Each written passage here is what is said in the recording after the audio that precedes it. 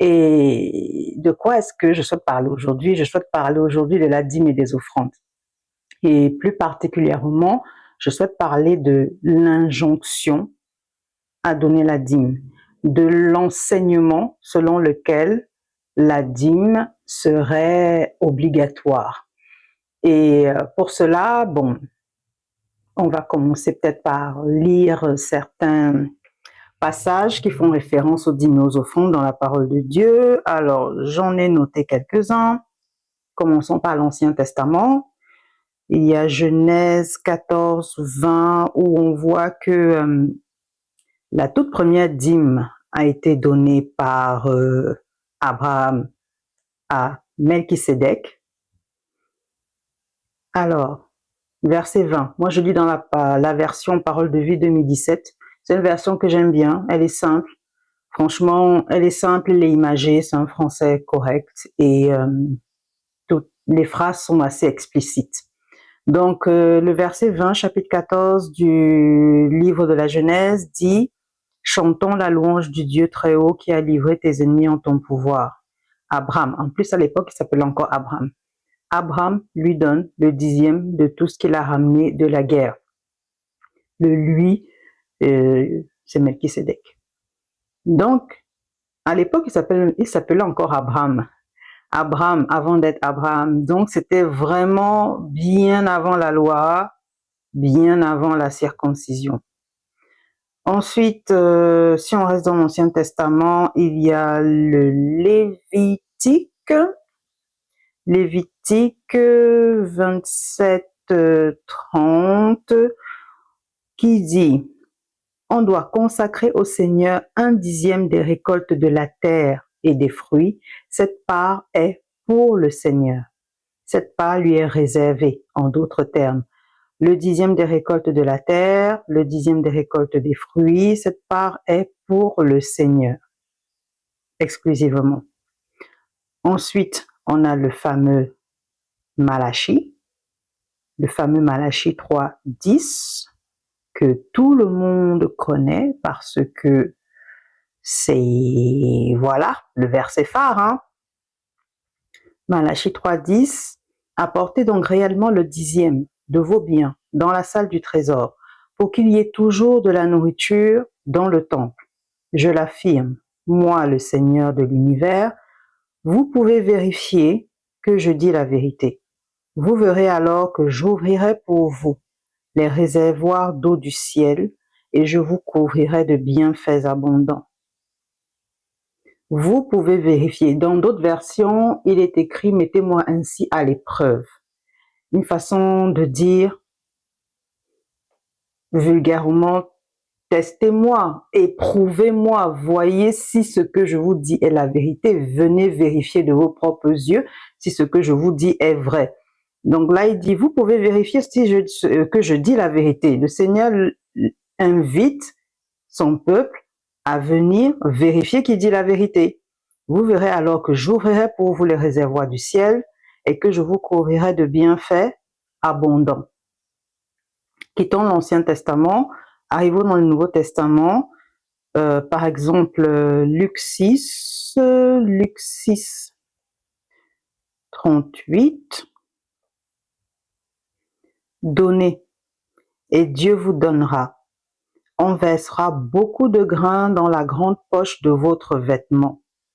Les grains seront bien secoués, serrés, ils déborderont. En effet, Dieu vous donnera comme vous donnez aux autres. Donnez, et Dieu vous donnera. On versera beaucoup de grains dans la grande poche de votre vêtement. Les grains seront bien secoués, serrés, ils déborderont. En effet, Dieu vous donnera comme vous donnez aux autres. Dieu vous donnera selon la mesure dont vous vous servez pour donner aux autres.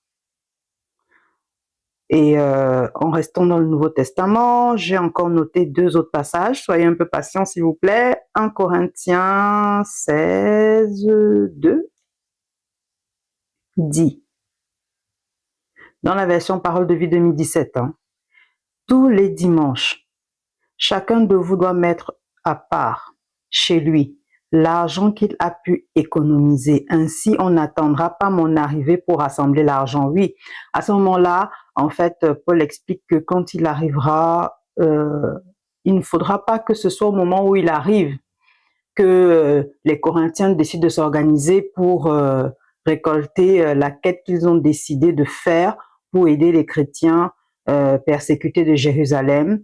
Il y avait la persécution, il y avait la disette, il y avait une grande sécheresse, une grande famine également. Donc Paul est en train de leur dire, organisez-vous maintenant. Donc tous les dimanches, que chacun mette déjà de côté ce qu'il a prévu, de sorte que ce ne soit pas lorsque j'arrive qu'on décide de faire le travail. Donc voilà, rassemblez ce que vous avez prévu d'économiser. Ainsi, on n'attendra pas mon arrivée pour rassembler l'argent. Ensuite, 2 Corinthiens, là c'est le dernier, 9, 7, dit, je crois que je vais commencer au verset 6. Il faut le savoir, celui qui sème peu de graines récolte peu, et celui qui sème beaucoup de graines récolte beaucoup. Celui qui sème peu récolte peu, et celui qui sème beaucoup de graines récolte beaucoup. Chacun doit donner ce qu'il a décidé dans son cœur, sans tristesse et sans être forcé. En effet, Dieu aime celui qui donne avec joie. Dieu a le pouvoir de vous donner en abondance toutes sortes de bienfaits. Ainsi aussi, vous aurez toujours ce qu'il vous faut, et vous aurez encore suffisamment pour faire de bonnes actions. J'ai lu les versets 6, 7 et 8. Alors, pourquoi est-ce que j'ai choisi de lire ces différents passages avec vous en allant de l'ancienne alliance vers la nouvelle? C'est pour vous dire que, en fait, il n'y a rien de caché. Il n'y a rien de caché, il n'y a pas d'entourloupe. C'est pourquoi on n'essaye pas de prendre une partie tout en négligeant une autre. C'est vraiment pour essayer d'avoir une vision globale. La première fois qu'on entend parler de la dîme, c'est Abraham qui décide de donner le 10e de son butin de guerre à Melchisédek. On ne lui a rien demandé. Melchisédek ne lui a absolument rien demandé. Et en plus, on lit qu'à l'époque, il s'appelait Abraham. Donc, c'était bien avant la loi, bien avant la circoncision, bien avant que Dieu ne lui demande le sacrifice d'Isaac. Et il l'a fait. Pourquoi? Il l'a fait en signe de reconnaissance. C'est un geste qui émanait directement de son cœur.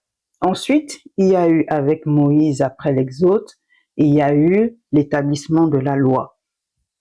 Le peuple avait eu le temps de devenir très nombreux. Les 500 ans de captivité en Égypte ont permis au peuple de croître de façon, on va dire, importante. Je ne sais pas si on peut dire exponentielle, mais ils ont cru de façon importante. Ils sont devenus un peuple. 70 personnes, Jacob et ses enfants sont arrivés en Égypte et au moment de l'Exode, ils constituaient un peuple nombreux. Et on sait très bien que pour constituer un peuple, pour qu'un peuple fasse corps, pour qu'un peuple soit, comment dire, oui, pour qu'une population forme un peuple, il faut qu'il soit uni, réuni autour de valeurs communes, autour d'une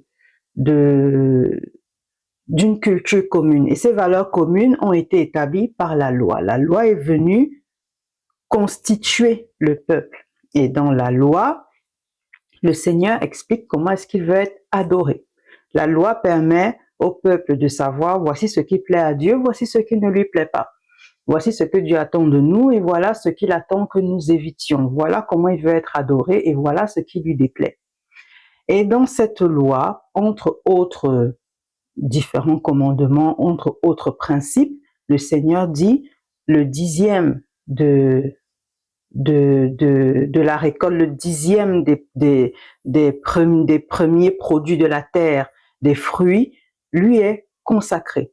Et il n'y avait pas que ça, il y avait également tout ce qui était consacré pour le temple, tout ce qui était consacré pour les sacrificateurs, et il n'y avait pas que la dîme, il y avait toutes sortes d'offrandes, donc toutes sortes de circonstances que le Seigneur exigeait pour, voilà, pour entretenir le peuple dans pour entretenir le peuple dans la foi, dans le culte, dans l'adoration. Donc, il y avait tout ça qui permettait de faire corps, qui permettait au peuple de faire corps. Ainsi, en Malachie, le Seigneur, mécontent, en colère, parce qu'il trouve que son peuple est malhonnête, que son peuple est malhonnête, que son peuple commet de nombreux actes injustes, il leur dit, revenez vers moi,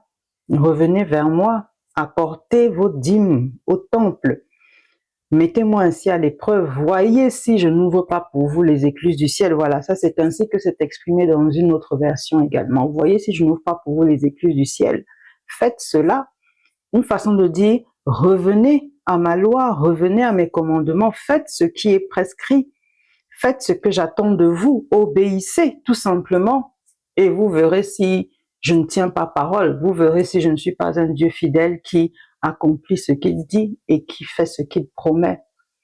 Ensuite vient la nouvelle alliance, vient le Nouveau Testament, et encore, la nouvelle alliance vraiment commence avec les actes, au niveau des actes des apôtres, avec les actes des apôtres, parce que le Christ est parti et il a envoyé le Saint-Esprit.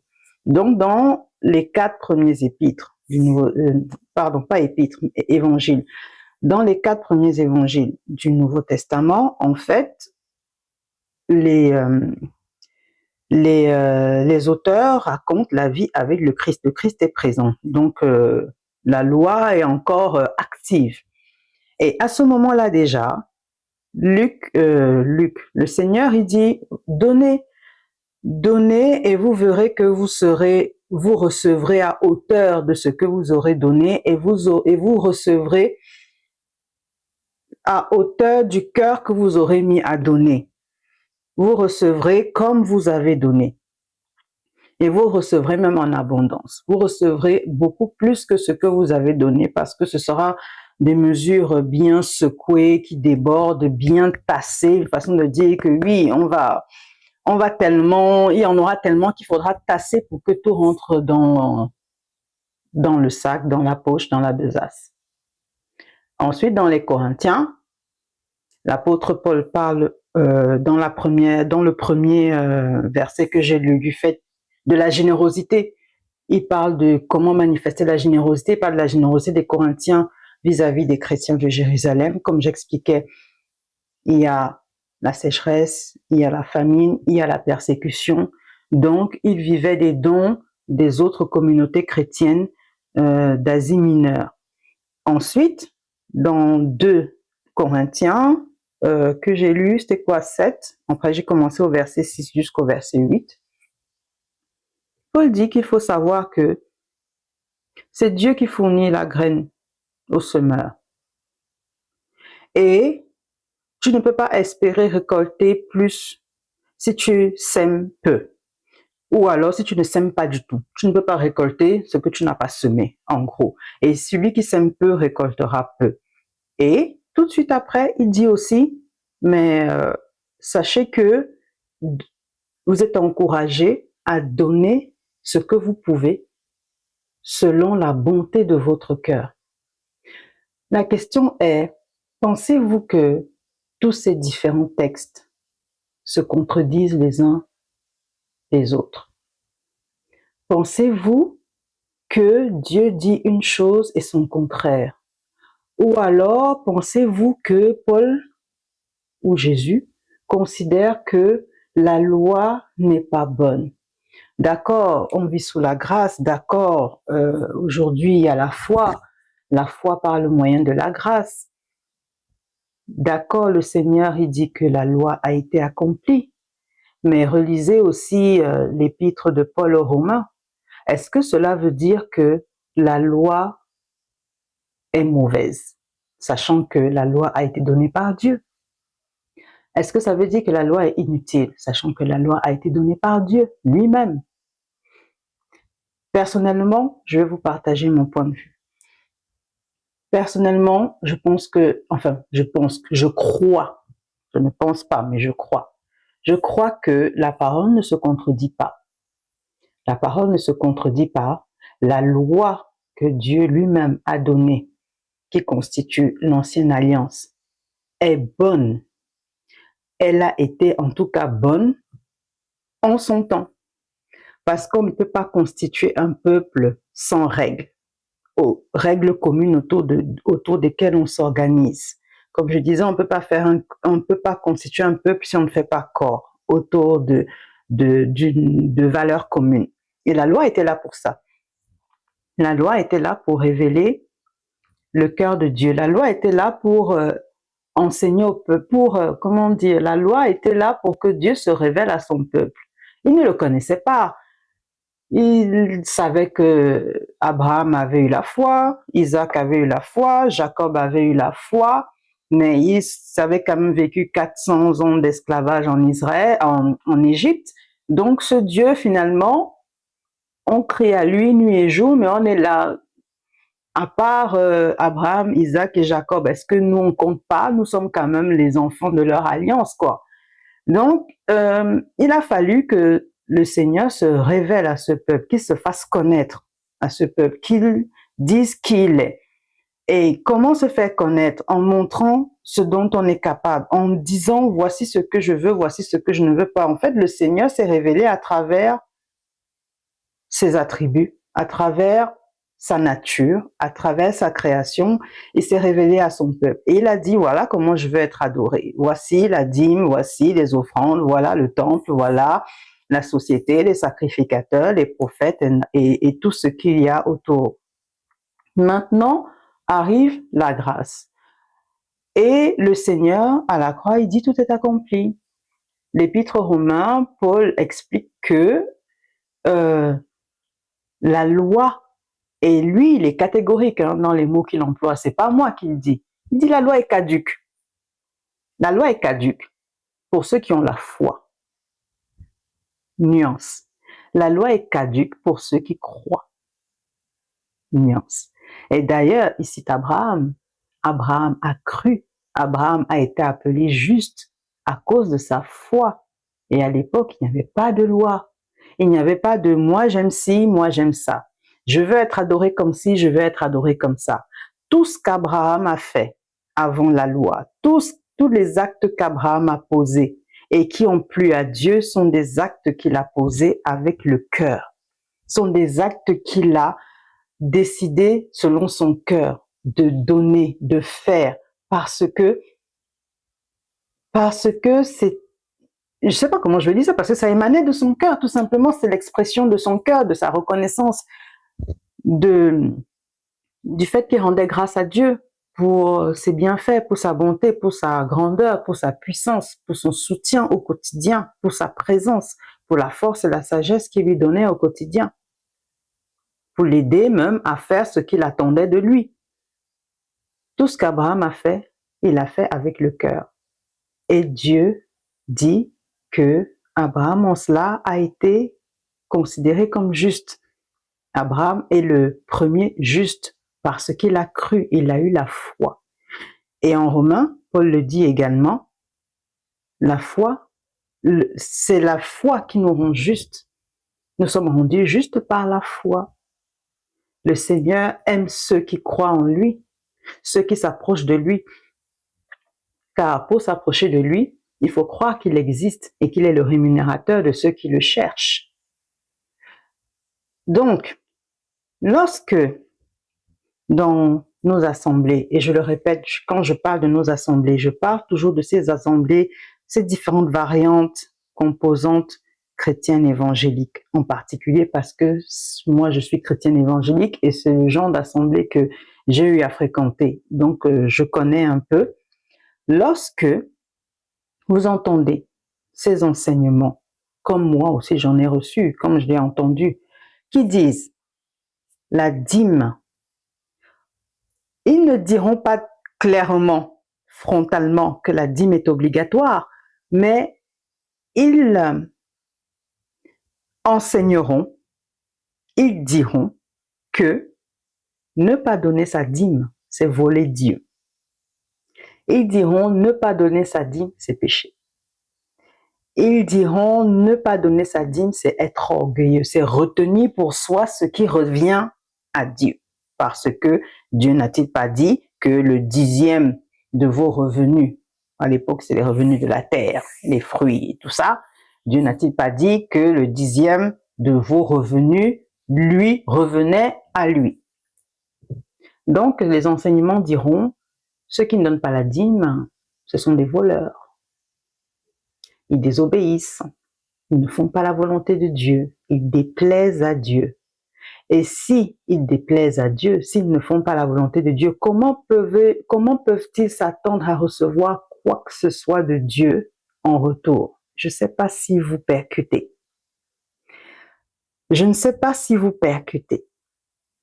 Donc, on est en train de dire aux chrétiens, si vous voulez recevoir quelque chose de Dieu, et on sait très bien que le quelque chose, c'est l'argent.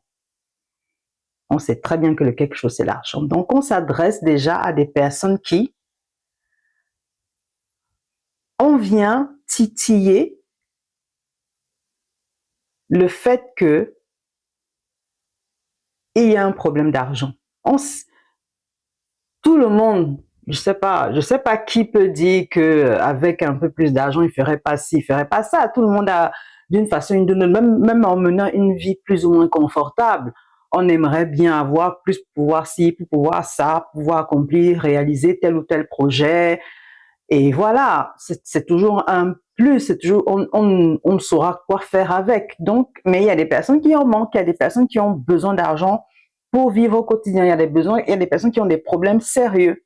Donc, on leur dit, comment espères-tu recevoir quoi que ce soit de Dieu si déjà à la base, la dîme de tes revenus, tu ne la portes pas au royaume de Dieu?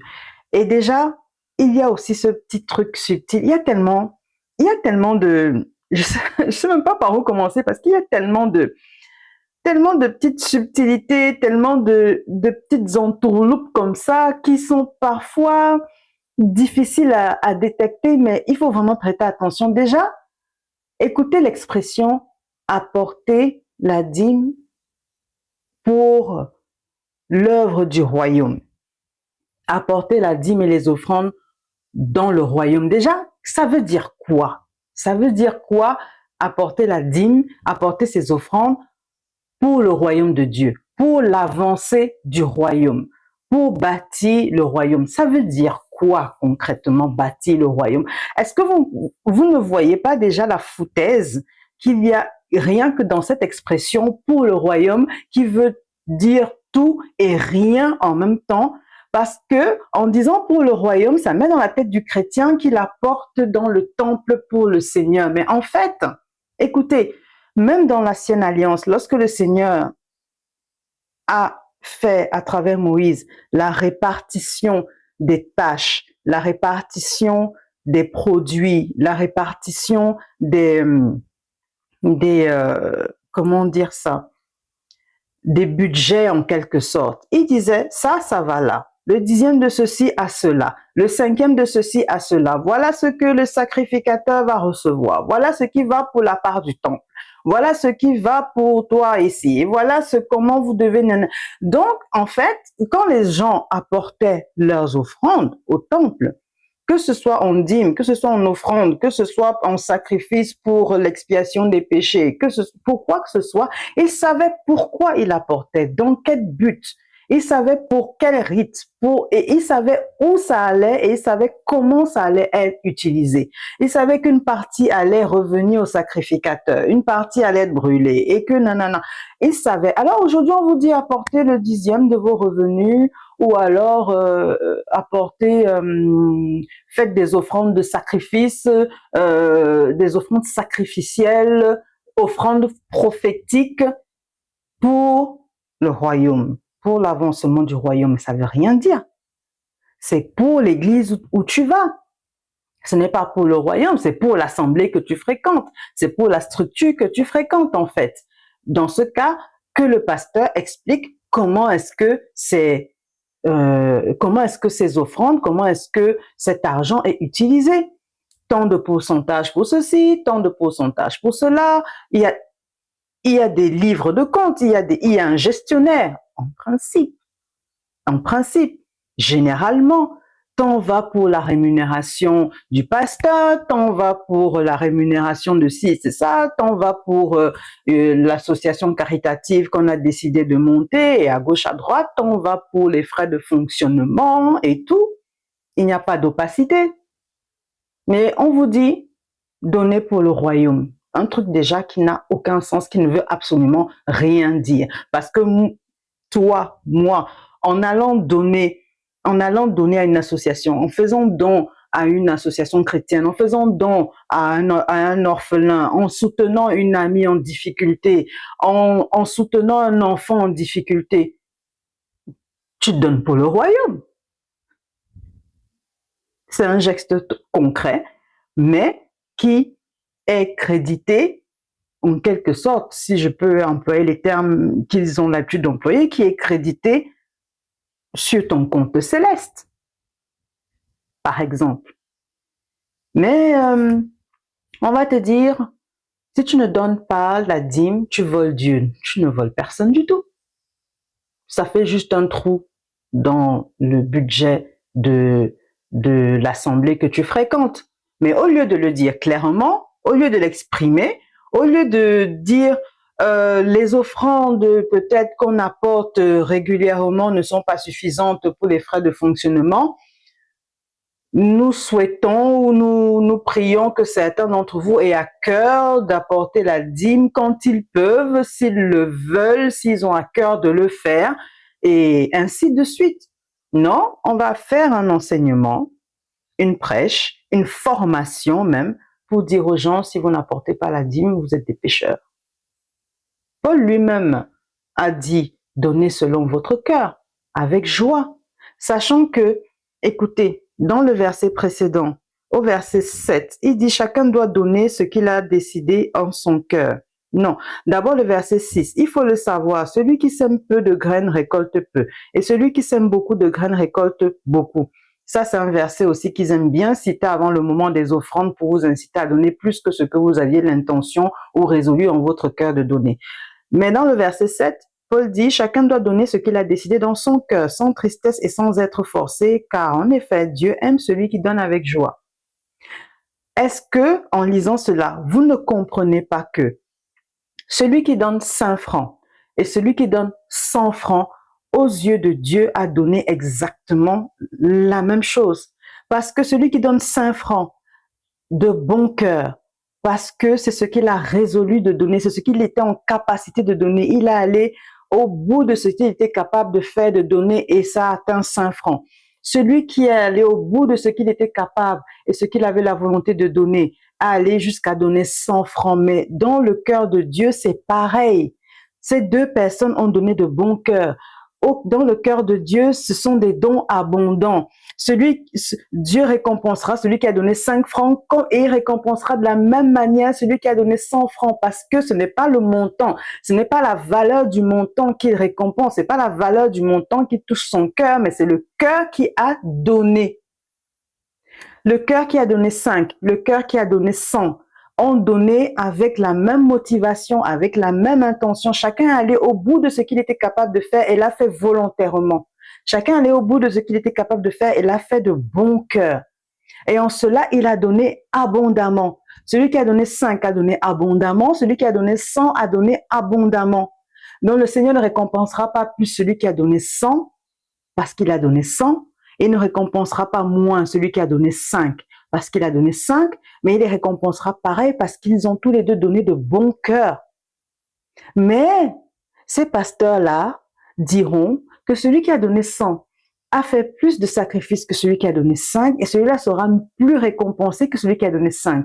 Ça créera donc une frustration chez celui qui n'a été capable que de donner 5, et celui qui a donné 5, chaque dimanche, il viendra en priant que Dieu le bénisse financièrement pour qu'il puisse donner 100.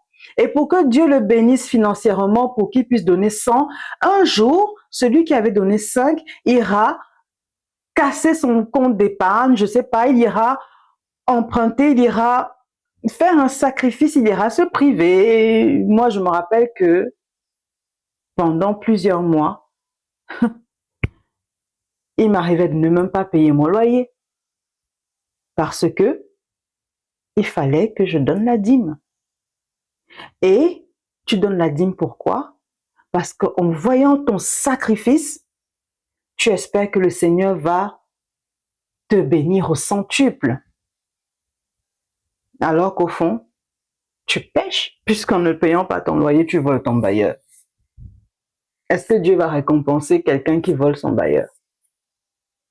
Est-ce que quelqu'un va récompenser celui qui a ôté le pain de la bouche de son enfant, de sa famille, pour pouvoir aller donner cela à l'église en espérant que, en les privant, le Seigneur va les bénir 100 fois plus et il récoltera plus que ce qu'il espérait, plus que ce qu'il attendait pour pouvoir prendre soin de sa famille. Je ne sais pas si vous voyez un peu la mécanique.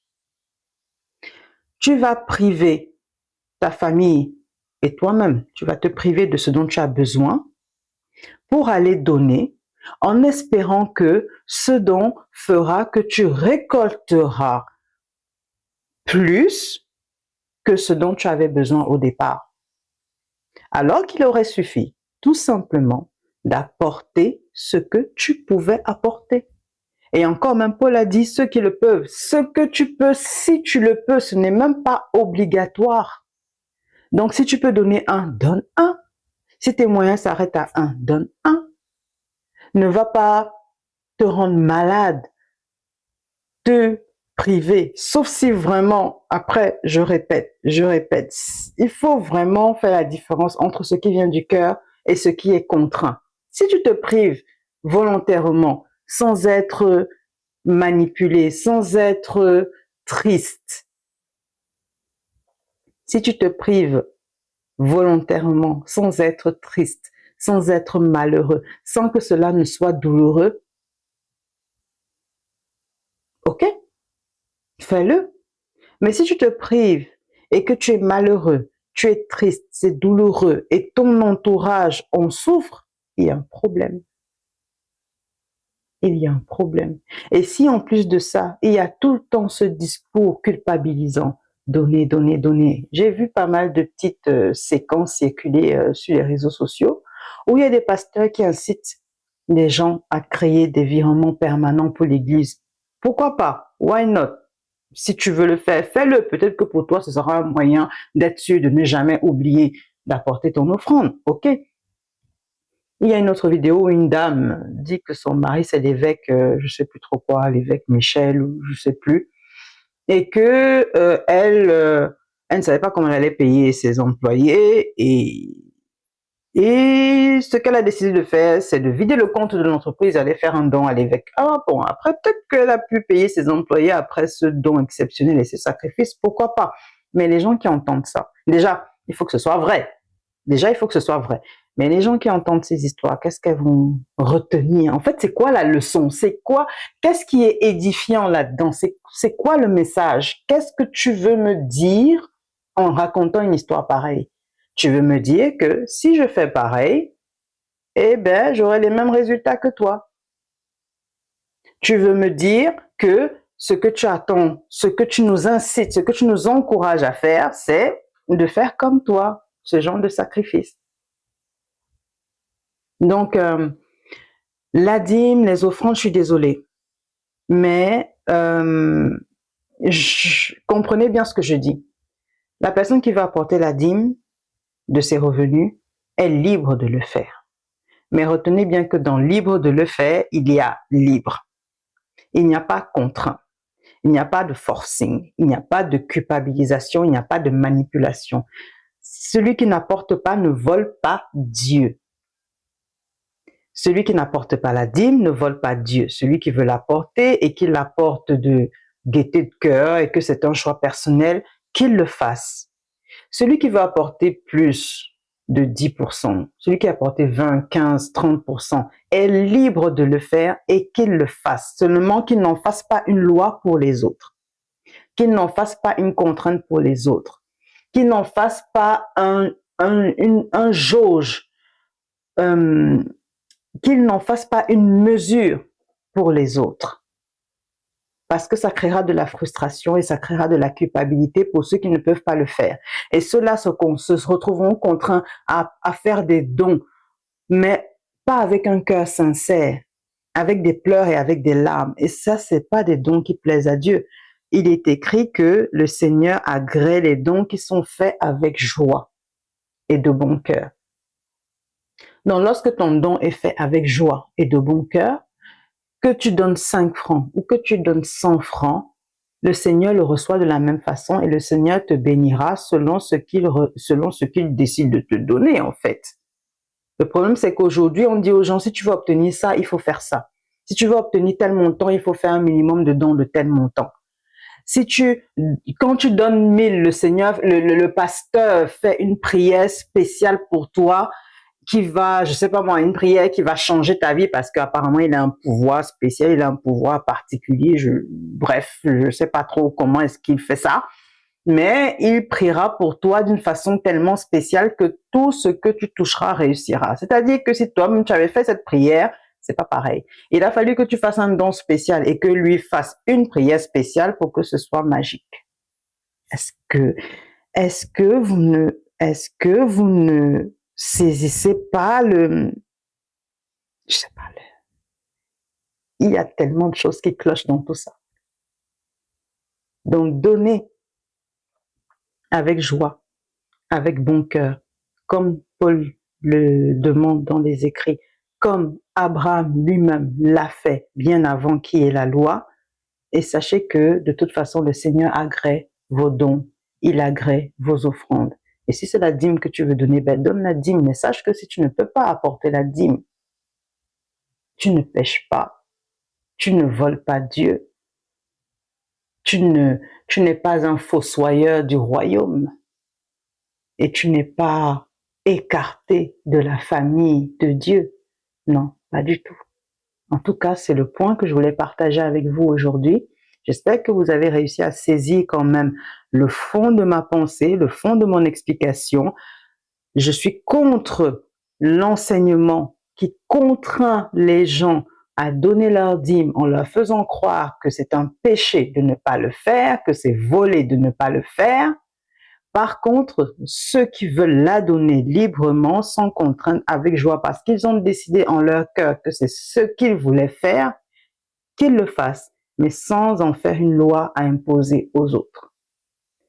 Voilà, je vous souhaite donc une bonne journée. Et je le rappelle, ces vidéos podcasts, vous pouvez les retrouver également sur Spotify pour ceux qui préfèrent la version audio. Allez, ciao!